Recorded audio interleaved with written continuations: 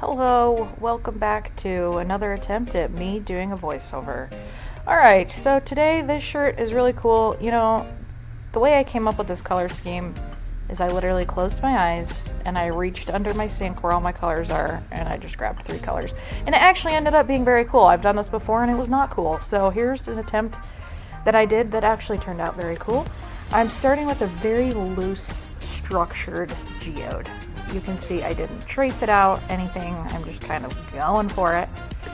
You could see, that was a good example right there. You could see it actually snap. You could see it snap into place, the sinew. So I've said this before, but if this is the first time you've watched any sort of video with sinew, sinew is a string that's waxed and you wrap it around about 3 to 4, I do 4 to 5 times. 4 to 5 times, then you use a sinew puller. I use a PVC pipe. You wrap it around the PVC pipe and then you pull and you tug until you feel a little like catch. And once you feel the catch, you know that it's really well tied. Sinew is the best because you don't have to cut it out or anything. It's just literally stuck to itself, so you can unwrap it when it's time to wash out. Another thing I've learned that makes it way easier than what you're seeing me do right here is you don't have to cut each section out. You can just continually use the same sinew. You'll still want to do the pull between each of the chunks, but if you just keep wrapping instead of cutting the ends after each wrap, it's a lot easier to untie in the end.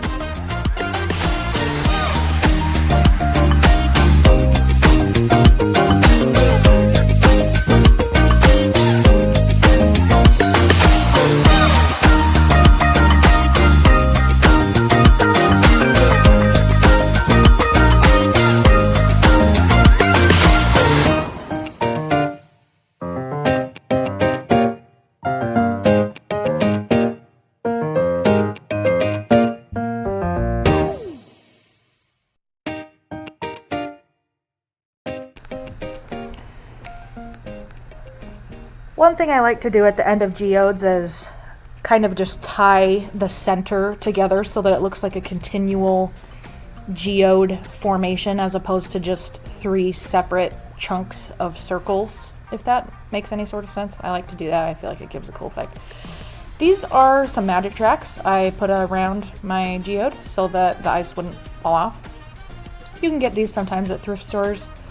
I just have a kid that doesn't really use them very much. What I'm doing right there is a trick I use sometimes. When the ice is not sticking to the shirt very well, I sprinkle it with water and then the ice kind of sticks to itself. So there's a little tippy tip for you. All right, so I first used Tangerine. Tangerine is my favorite color. It has the coolest split, and I'm not usually like an orange gal. I don't really like warm colors, but this color is rad. I don't think I've done a color combo with Tangerine that I didn't like. Next I use Spearmint. This is by Prochem dyes. I don't typically use Prochem. If you see me using a dye and I don't specify, it's usually Dharma. I mostly use Dharma because they have the widest selection of colors, but they're also the closest to me. I'm in Utah and they're in California, and so shipping is cheaper for me. If you go to Dharma's website and you're like, oh my gosh, this is so expensive, it's likely because you live far from California. So you can try some of the other companies like Prochem. That's the other color here. This is Spicy Plum. This is also Prochem. It may be closer to you. It may be a little bit less expensive, but really Prochem dyes are not that expensive. It's mostly what you're paying for is the shipping. And from my experience, they're really all very similar. There's not one that's superior to the other. I can't speak, apparently. There's not one that's superior to the other. They are just different colors, different combos.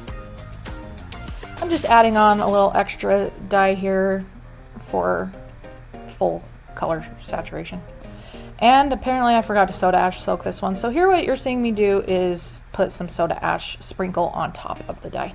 Soda ash is 100% necessary for Prochem dyes.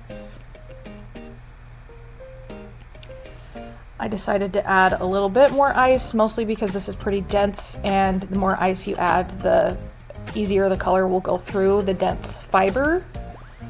One thing I like to do is check the bottom of the rack. So if I'm racking it, which is what I was doing in this one, if I'm racking it, I can just lift up the rack and see if the color went through. And that's what I did here.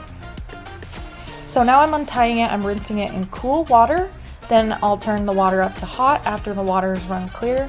Then I will use some Dawn dish soap and sprinkle it on there, get it really sudsy, and rinse that until it runs clear.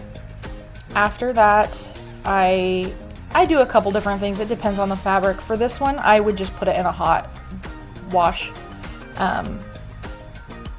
just in your standard washing machine. And here's the final result. So cool.